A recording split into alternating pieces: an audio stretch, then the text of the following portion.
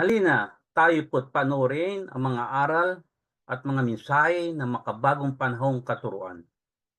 Mga katuruan at aral na nagmula pa sa lumang kaban ng tipan.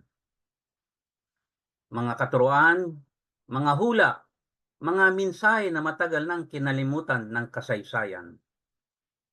At sa ngayon, tayo ay nasa dulo na ng huling panahon, ay muling binuhay ang salita, ang diwa na dala ng mensahero na siyang galing dito sa dulong silangan. Mga kaalamang lumipas, libo-libong taon na ang mga nakaraan. At ngayon ay muling matutunghayan dala ng mga mensahe ating pag-aaralan. Ihanda ang ating sarili, buksan ang ating diwa, pansinin at timbangin ang mga katuruan, bigyan diin ang mga aral na matututuhan, mga aral at mga katotohanan na siyang magpapalaya sa ating nakaraan.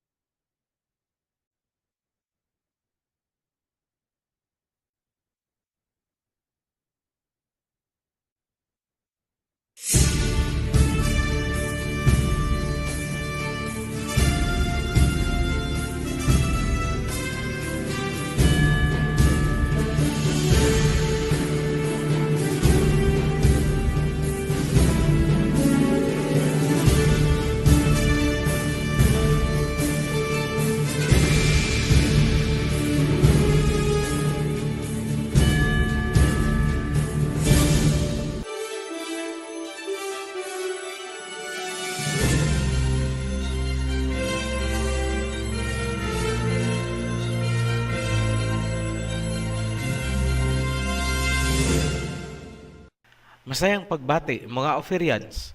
Bilang paggunita ng Feast of Tabernacles, inihahatid ng OHC ang isang natatanging mensahe, bird's eye view ng mga mangyayari mula sa kasalukuyan hanggang sa susunod na 1,000 years. Yes, you heard it right. Until the next 1,000 years of planet Earth and beyond. Sa ginanap na 75th United Nations Debate Assembly, kamakailan lamang, ating natunghayan ang mga binitawang salita ng iba't ibang bansa sa buong mundo. Hindi nagkamali ang political analysis and projections na aming ginawa sa mga nakaraang video. Just a brief recap ng mga sinabi namin noon. Number 1, mananatili ang masangsang na hangin bilang new normal. It is now happening.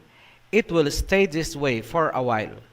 Number 2, sinabi namin noon, abangan ang pagsasaulian ng kandila sa pagitan ng USA at China. Nangyayari na po. Nagsimula sa mga trade embargo, pagsasara sa consular office, at abangan natin ang mga susunod pang iba. Number 3, gagamitin ang Hong Kong laban sa China. Yes, tinangka nila, ngunit naagapan ng China kung kaya nag-change strategy. Taiwan ngayon ang ginagamit. Number 4, sinabi namin, ipanalangin na huwag mangyari ang Big One. Sa kasalukuyan, 4 na bulkan sa Pilipinas ang sabay-sabay na nagsisimulang mag-alburuto. Ito ay mga pagbabadya ng malakas na pagyanig sa kapuluan. Sa muli, hindi namin sinasabi na kami ay mga propeta, ngunit ang ginagamit nating analysis ay hango sa wisdom ng mga propeta. Ang nakaraang United Nations 75th Anniversary Debate nitong buwan ay nagpapakita kung saan na patungo ang mundo. Makikita lamang ang bigger picture kung naunawaan ninyo itong mga naunang inilabas naming series. Number 1, Creation Series. Number 2, Babylon Series. Number 3, Two Witnesses Series. Number 4, World Territories Series. Number 5, Gog and Magog Series.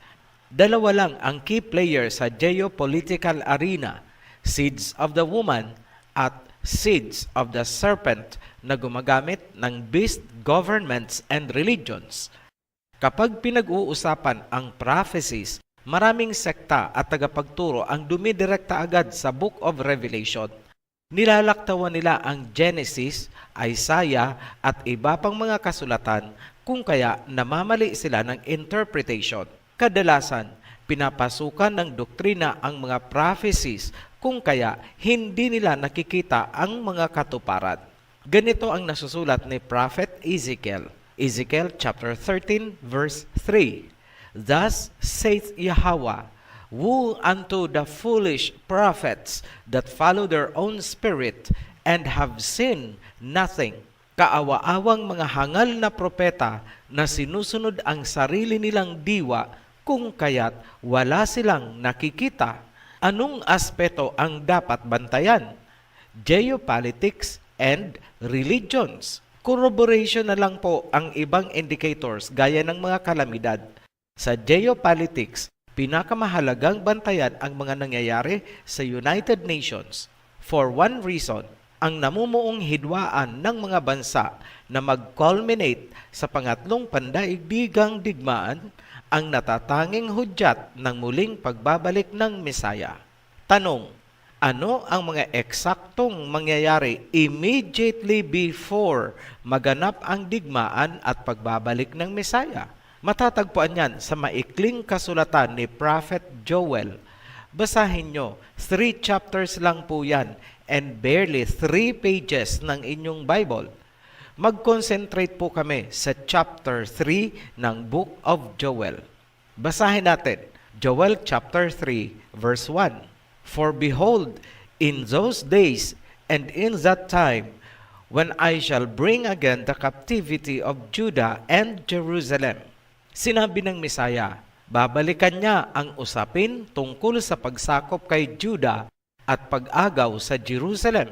Tinalakay na namin ang pangyayaring yan sa World Territory Series.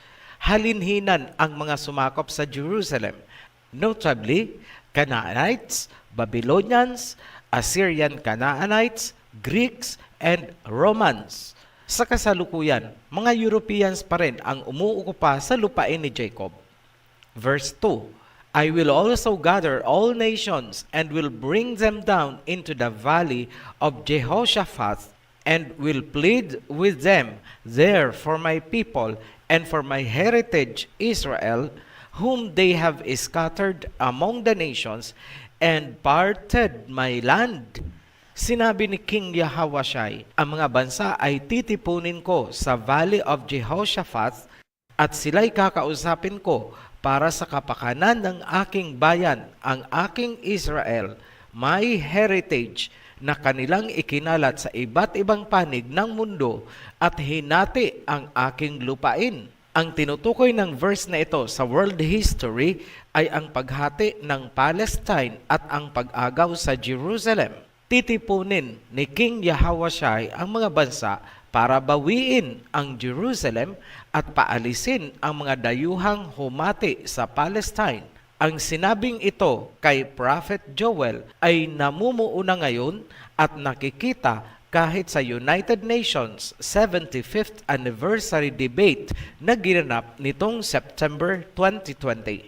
Isingit ko lang, ang salitang Jehoshaphat ay symbolic language na ang ibig sabihin ayon sa Wikipedia ay Yahweh Judges. Click nyo ang link na inilagay namin sa description sa ibaba ng video to see for yourself. Yahweh talaga ang nakalagay. Ngayon, sino nga ba ang salarin na tinutukoy ni King Yahawashai na umagaw sa Jerusalem at humati sa lupain ni Jacob? Luke chapter 21 verse 24. Jerusalem shall be trodden down by the Gentiles. Mga Gentiles, kung sino ang nakikita nyo ngayon sa modern day Israel, yan ang tinutukoy na mga Gentiles. Bigyan namin kayo ng historical background. Wala pong bansang Israel before 1948. Established fact po yan sa world history. Ang sinasabing Israel sa Bible ay hindi po bansa, kundi si Jacob at ang kanyang lahi. Before 1948, pabalik sa panahon ng Misaya, ang buong lugar na kanilang inukupa ngayon ay Palestine at ang capital ay Jerusalem. Yan ang katotohanan since time immemorial. Itong Israel kuno na nakikita nyo ngayon ay isang bansang artificial na itinayo ng mga Europeans sa pangunguna ng mga Rothschild. Panoorin nyo po ang World Territory Series para maunawaan ang bahaging yan. Verse 4, Yea, and what have ye to do with me, O Tyre and Sidon, and all the coasts of Palestine? Will ye render me a recompense? And if ye recompense me swiftly and speedily, will I return your recompense upon your own head? Tinanong ni King Yahawashai ang Tyre, Sidon at Palestine. Ganito ang kanyang sinabi, Ano ang kinalaman nyo sa akin, Tyre, Sidon at Palestine? Magbibigay na ba kayo sa akin ng recompense para sa atraso nyo? Ibig sabihin ng recompense, kabayaran, pakikipag-ayos.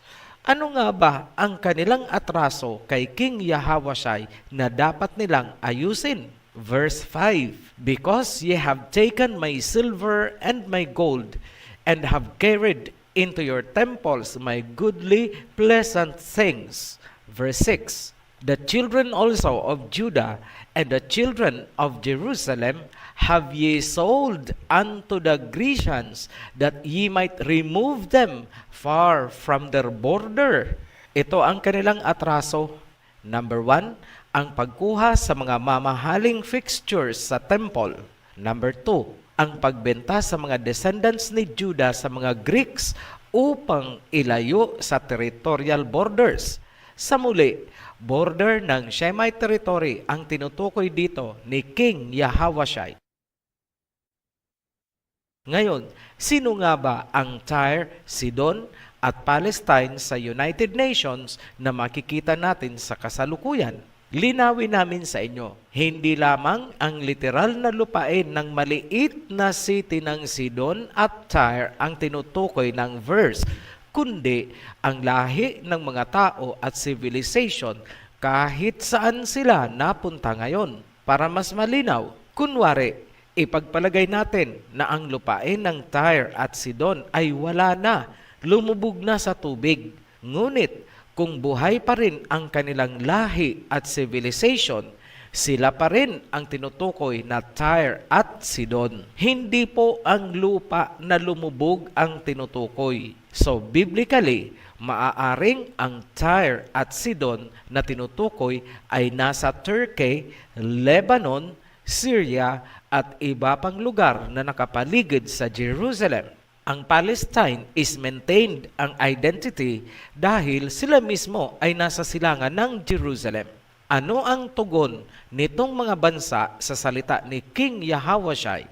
Are they making a recompense? Nakikipagkasundo na ba sila sa tribe ni Judah bilang kabayaran sa kanilang mga atraso? Ang kanilang tugon sa mandato ni King Yahawashai ay makikita sa kanilang paninindigan sa United Nations tungkol sa Israel at Palestine issues. Bago ko ibigay ang sunod na verse, mag-warning kami tungkol sa salitang Gentiles na ginamit ng King James Version. Hindi po Gentiles, kundi nations ang nakasulat sa ibang versions. Tandaan, ang nag-translate ng ating Bible ay mga Europeans. Lagi nilang pinalalabas na tayo ang Gentiles, which is hindi po totoo kung naunawaan nyo lamang ang world territories at ang family tree mula kay Noah. We are not the Gentiles. Ano ang mandato na ibinigay ni King Yahawashai sa mga bansa? Ituloy natin sa verse 9. Proclaim ye this among the nations. Prepare war. Wake up the mighty men. Let all the men of war draw near. Let them come up. Multitudes, multitudes in the valley of decision. For the day of Yahweh is near in the valley of decision. The sun and the moon shall be darkened, and the stars shall withdraw their shining. Sabihin sa mga bansa, Maghanda para sa digmaan, ipunin ang mga kalalakihan. Maliwanag, ipinag-utos ni King Yahawashai ang gaganaping digmaan. Futuristic po ito kasi never pa in history nangyari na dumilim ang araw, ang buwan at mga bituin sa panahon ng digmaan. Verse 17, So shall ye know that I am King Yahawashai, dwelling in Zion, my holy mountain. Then shall Jerusalem be holy, and there shall no strangers pass through her anymore. Para malaman nyo na ako si King Yahawashai na nananahan sa Zion, ang aking banal na mountain.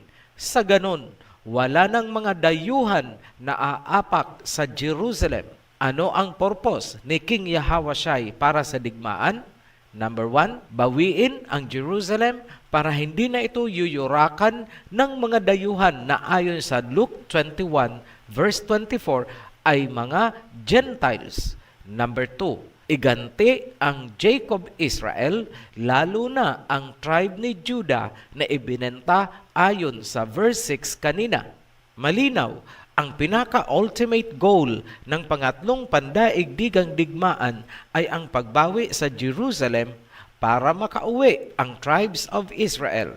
Ito ang tinatawag sa Bible na restoration of the fortune of Jacob.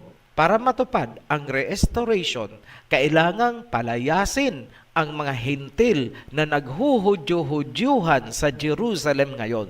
Ano ang tugon ng mga bansang nakapaligid sa Jerusalem? Ito ang kanilang sinabi sa katatapos lang na United Nations 75th Anniversary Debate. Ang boses na maririnig nyo ay hindi mismo ang mga presidente kundi translator ng United Nations. Unahin nating pakinggan ang Palestine. I now give the floor to the distinguished observer of the Observer State of Palestine to introduce an address by the head of state. معالي السيد الرئيس Your Excellency, Mr. Volkan Bozkır, President of the General Assembly, Excellencies, ladies and gentlemen. It is my honor to introduce the pre-recorded statement of His Excellency, Mr. Mahmoud Abbas, President of the State of Palestine, at the General Debate of the 75th Session of the General Assembly. Thank you, Mr. President. بسم الله الرحمن الرحيم. What more could I say about the suffering of my people, the misery they experience every day while the world stands by watching, and their long overdue legitimate aspirations to live in freedom, independence, and dignity, just like the rest of the world. Ladies and gentlemen, how long do we have to wait until there is a just solution to the Palestinian question, a solution guaranteed by international law? How long will the Palestinian people continue to languish under the yoke of Israeli occupation? How long do we have to wait until there is a just solution to the status of millions of Palestinian refugees, in line with the relevant UN resolutions adopted 70 years ago? Ladies and gentlemen, the Palestinian people have lived in their homeland, Palestine, the land of their fathers and grandfathers, for 6,000 years. They will remain in this land, and they will stand up to occupation, aggression, and betrayal until they gain their rights. We will not bow down. We will not surrender. We will not compromise. And we shall triumph. Ladies and gentlemen, we have agreed to international mediation despite the historic injustice we have seen since 1917, which has left us with nothing except the territories that were occupied in 1967. However, Israel, the occupying power, with the support of the current U.S. administration, has decided to do away with such mediation in favor of the so-called deal of the century. Under the deal, Israel plans to annex 33% of the territories of the State of Palestine, as well as occupied East Jerusalem, including Al-Aqsa Mosque and the Church of the Holy Sepulchre. We and the whole world have rejected such plans, which run counter to all international resolutions that recognized the State of Palestine in 2012 as a member of the international community. Israel has reneged on all of the agreements it signed and has undermined the two-state solution through its aggression. It has killed and arrested people, demolished homes, and stifled the economy. It has sought to systematically alter the character and identity of occupied Jerusalem. It has continued its settlement expansion on our land and has disregarded the Arab Peace Initiative. And through its unilateral and reckless actions, it is destroying the last chance for peace. The only way to achieve a comprehensive, just, and lasting peace in our region is to end the occupation and to ensure the independence of the State of Palestine along the 1967 borders, with East Jerusalem as its capital. You should all know that there can be no peace, no security, no stability, or coexistence in our region without an end to the occupation and without a just and comprehensive solution to the Palestinian question. We will fight until we regain our rightful place among the nations. Ito ang mahahalagang punto ng mensahe ng Palestine para sa mundo. Number 1, nagdadalamhati ang Palestinians dahil sa pag-okupa ng mga Israelis sa Palestine. Aniya, naririto na kami sa loob ng 6,000 years. Hindi kami yuyukod, hindi kami susuko, hindi kami makikipagkasundo. No compromise. Sa ganyang pananalita, ibig sabihin, sila ay lalaban. Number 2, sa tulong ng Amerika, nais ng Israel na kunin ang 33% ng Palestine at ang East City of Jerusalem. Hindi kami pumapayag na sakupin ng Israel ang mga bahaging yan. Number 3, hindi tumupad ang Israel sa kasunduan ayon sa two-state solution. Gumamit sila ng karahasan, pagpatay at pagdemolish sa aming mga naninirahan. Ipinagpatuloy nila ang settlement expansion sa aming lupain. Sinisira nila ang huling pag-asa na magkaroon ng kapayapaan. Number 4, lalaban kami hanggang makuha namin ang dapat na aming lugar among the nations. Gagamitin namin ang aming karapatan ayon sa international law. Kasama dyan ang karapatang labanan ang mga umukupa sa aming lupain. Sunod nating pakinggan ang Turkey. I now give the floor to the distinguished representative of Turkey to introduce an address by the head of state. Mr. President, Mr. Secretary General, Excellencies, it is a great honor for me to introduce my President, the President of the Republic of Turkey, His Excellency Recep Tayyip Erdogan, who will deliver a pre-recorded statement. The order of occupation and oppression in Palestine, which is the bleeding wound of humanity, continues to hurt our consciences. The dirty hand that reaches the privacy of Jerusalem, where the sacred places of the three great religions coexist, is constantly increasing its audacity. The Palestinian people have stood up against Israel's policies of oppression, violence, and intimidation for more than half a century. Upon rejection of the document of surrender, which was tried to be imposed on Palestine under the name of the Deal of the Century, Israel this time accelerated its attempts to have the inside track with the help of its collaborators. Turkey will not support any plan that the Palestinian people do not give consent to. Participation of some countries of the region in this game does not mean anything beyond serving Israel's efforts to erode basic international parameters. Countries that have declared their intention to open embassies in Jerusalem, in violation of the United Nations resolutions and international law, only serve to make the conflict more complicated with their actions. The Palestinian conflict can only be resolved with the establishment of an independent, sovereign, and contiguous state of Palestine, based on the 1967 borders with East Jerusalem as its capital. Seeking solutions other than this are in vain, one-sided, and unjust. With our Asia Anew initiative, we will give our relations a new dynamism in our current time when the pendulum of history is shifting again towards Asia. We have also gained significant momentum in our relations with Africa, with which we have humanitarian and historical ties connecting our close geographies. We plan to implement projects aimed at strengthening Africa's capacity at the third Turkey-African Union Partnership Summit that we intend to hold in Turkey next year. We will continue our efforts to transform Istanbul, one of the most prominent cities in the world throughout history, into a regional hub of the United Nations. Ano ang mahahalagang punto na binitawan ng Turkey? Number 1, hindi katanggap-tanggap sa kanilang konsensya ang ginagawa ng Israel at ng mga kano sa Palestine.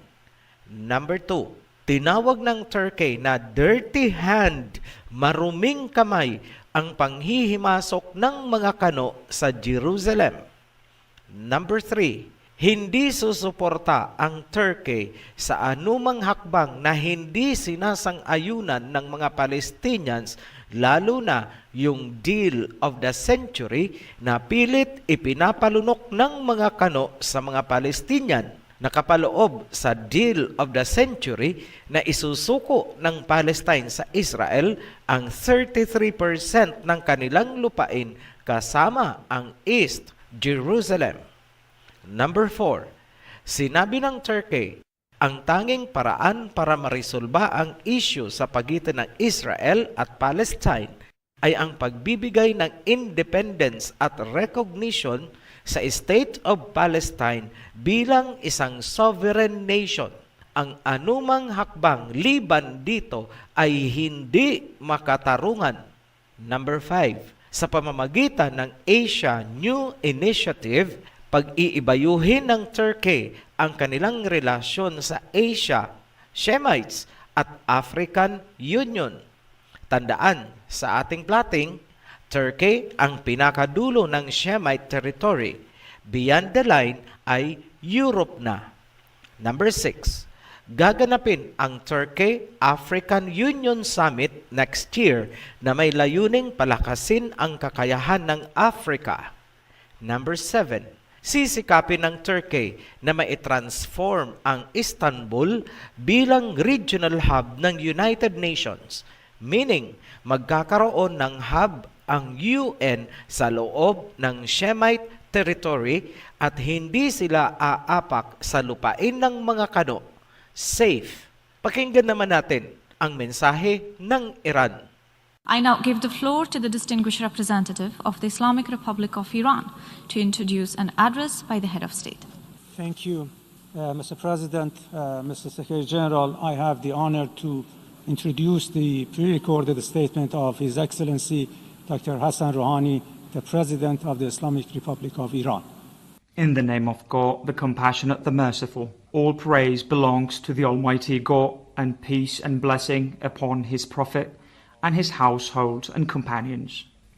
Excellencies, ladies, gentlemen, the footage broadcast to the world concerning the treatment of an African American by the US police is reminiscent of our own experience. We instantly recognized the feet kneeling on the neck as the feet of arrogance on the neck of independent nations. We stood with the people of Iraq against Saddam tyranny, US occupation, and Daesh savagery. We stood with the people and government of Lebanon against Zionist occupiers, domestic warmongers, and foreign plotters. We never ignored occupation, genocide, forced displacement, and racism in Palestine. And we never made a deal over the Holy Quds and the fundamental rights of the Palestinian people. And in 2012, we presented a democratic solution through referendum in Palestine. Our assassinated hero, martyr General Soleimani, was the champion of the fight against violent extremism in the Middle East and fought to protect all citizens of this region, religious or secular, Muslim or Christian, Shia or Sunni, against medieval reactionaries. Mr. President, such a nation does not deserve sanctions. The response to peace is not war. The reward for combating extremism is not assassination. Words and claims are not our yardstick. The United States can impose neither negotiations nor war on us. Life is hard under sanctions. However, harder is life without independence. Here, I should express our appreciation to the Presidents of the Security Council for the months of August and September 2020, as well as to 13 of its members, especially Russia and China, who twice said a decisive and resounding no to the unlawful US attempt to exploit the Council and its Resolution 2231. We are not a bargaining chip in US elections and domestic policy. Any US administration after the upcoming elections will have no choice but to surrender to the resilience of the Iranian nation. And for the world, today is the time to say no to bullying and arrogance. The era of dominance and hegemony is long over. Our nations and children deserve a better and safer world based on the rule of law. Now is the time for the right choice. On behalf of the General Assembly, I wish to thank the President of the Islamic Republic of Iran for the statement just made. Ito ang mahahalagang punto na binitawan ng Iran. Pumanig ang Iran sa Lebanon upang labanan ang Zionism na ginagawa ng European Israel. Sa ginanap na UN session, hindi nagsalita ang Lebanon tungkol sa issue dahil nakafocus sila sa naganap na pagsabog sa Beirut. Ngunit malinaw na sinabi ng Iran na lumalaban ang Lebanon. Number 2, sumusuporta ang Iran sa Palestine laban sa mga gawain ng European Israel. Number 3, ina-appreciate ng Iran ang ginawang pagharang ng China at Russia sa adhikain ng mga kano na impluwensyahan ang UN Security Council. Remember, katandem ng European Israel ang mga kano. Number 4, bilang konklusyon, sinabi ng Iran na papanahon na upang gawin ang right choice. Paninindigan, malinaw sa mensahe ng Iran, kitang-kita ang kanilang spirit na tumutugon sa mandato ni King Yahweh. Kitang-kita ang effort at pagkakaisa ngayon ng mga bansang Shemite na palakasin ang puwersa ng Shemite territory. Nakikita nyo ba ang katuparan ng prophecy? Judah will roar like a lion. Verse 14 and 15. Multitudes, multitudes in the valley of decision. For the day of Yahweh is near in the valley of decision. The sun and the moon shall be darkened, and the stars shall withdraw their shining. Sa panahong yan, didilim ang araw at ang buwan. Matatabunan ang ningning ng mga bituin dahil sa usok ng digmaan. Kasabay niyan ang socio-political, religious, and economic persecution sa mga pinili. Mula sa pinagsama-samang revelations ng mga propeta hanggang kay John Revelator sa Book of Revelation, naririto ang natatanging mensahe ng Ophirian Heritage Conservatory para sa inyong lahat ngayong Feast of Tabernacles.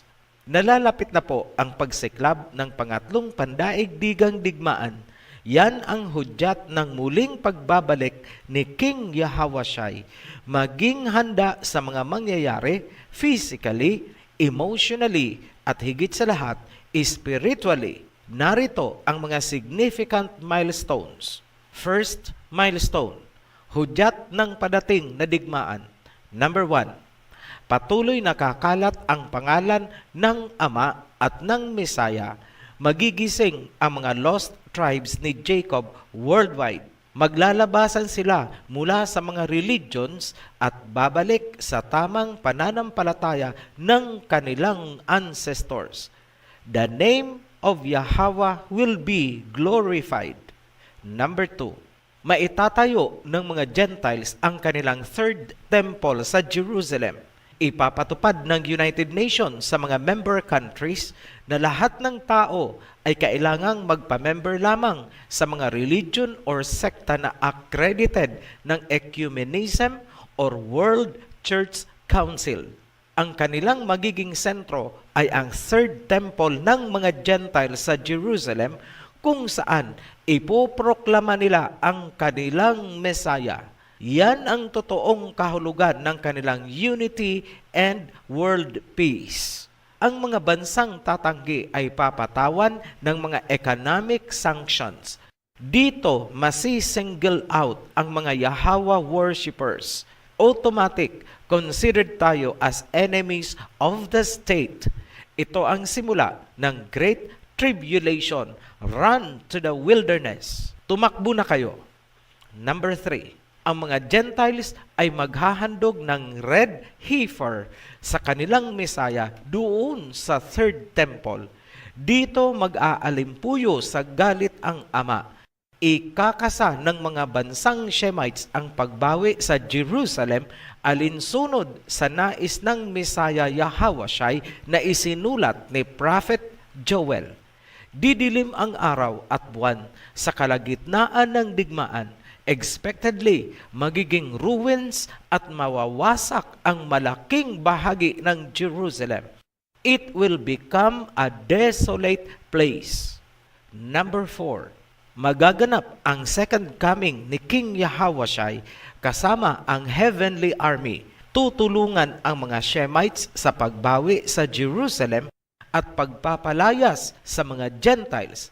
Then, babawian ng kapangyarihan at madadakip si Satanas. Siya ay ikukulong sa loob ng 1,000 years. Number 5, tuluyang mabubuo ang 12 tribes of Jacob mula sa iba't ibang panig ng mundo. Ito ang simula ng New Age, a new millennium of peace under the command of King Yahawashai. Ito ang tinatawag na restoration of Jacob's fortune. Second milestones. Ito yung 1,000 years of peace. 1,000 years ng kapayapaan. Number 1, magaganap ang first batch of resurrection ng mga pinili upang maging priests and judges, meaning tuloy ang pag-worship. Number 2, magkakaroon ng global reset sa lahat ng aspeto. Ala Adam and Eve ang kalagayan ng mga tao.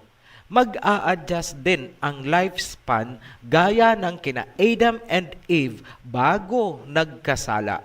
Number 3, manunumbalik ang ecology ng mundo. Magtatanim pa rin ang mga tao gaya ni na Adam and Eve sa Garden of Eden, ngunit assured na tayo ng masaganang ani. Number 4, powerless ang Amerika at European Union sa loob ng 1,000 years. Paralyzed sina Gog and Magog.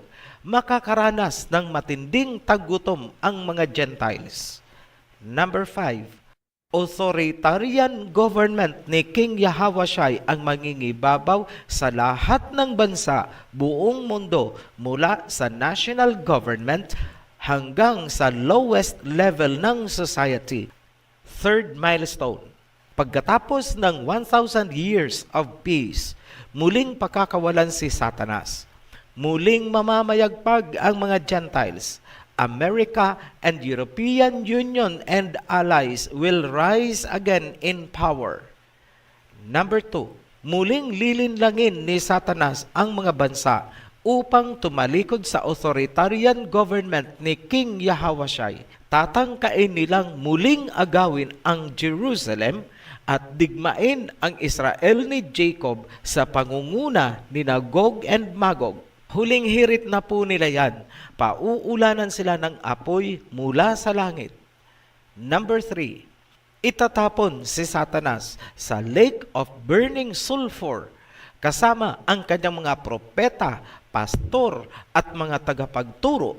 Doon sila magdudusa ng walang katapusan forever to eternity. Number 4, magaganap ang second batch ng resurrection, gaganapin ang final judgment. Yung mga tagasunod ng mga bulaang propeta at pastor ay sa lake of fire itatapon hanggang matupok. Hindi po forever ang pagdurusa ng mga tagasunod lamang. Yung forever ang pagdurusa ay ang mga tagapagturo at bulaang propeta. Number 5, ibabalik ang tree of life, Revelations chapter 22 verse 2. Magbabago ang katawan ng mga tao, magkakaroon ng eternal life. Ito ang stage na hindi nagawa noon nina Adam and Eve, ang kumain ng prutas mula sa tree of life na inilagay sa Garden of Eden. Huwag pong maniniwala sa pantasyang rapture doctrine ni Pablo. Para po yan sa mga hintil. Wala pong tao na aakyat sa langit para magpahayahay. Unsa man na, istoryahe. Tatalakayin namin yung rapture fantasy sa hiwalay na video. Ngayon, ito ang sinasabi ng Ama ayon sa mga propeta. Ang millennium ay revival ng panahon ni Adam and Eve. Ang binaliwala nilang bunga ng tree of life sa simula ay kailangang balikan ng sangkatauhan sa katapusan. Ang kinaligtaang proseso ay hindi pwedeng laktawan, kailangang tapusin. Kung saan nadapa sina Adam, doon babangon ang woman's seeds. Ang wakas ng lahat ng pagdurusa at kamatayan ay nasa simula. Ako ang Genesis at ako ang Revelation. Ako ang simula at ako ang katapusan. I am the Alpha and Omega. Besides me, there is nothing. In the beginning was the Word, and the Word became flesh and tabernacled among us. Yan ang salita ng Ama. Happy Feast of Tabernacles 2020. Muli kaming nagpapasalamat sa mga patuloy na sumusubaybay at sumusuporta sa Oferian Heritage Channel. Sa mga bagong baptized, welcome to the Covenant. Sa mga new subscribers, welcome to the channel. Panoorin niyo po ang The Guide para alam niyo ang sunod-sunod na mga videos at series na dapat panoorin. Ang link ay ibinigay namin sa description sa ibaba lamang po nitong video.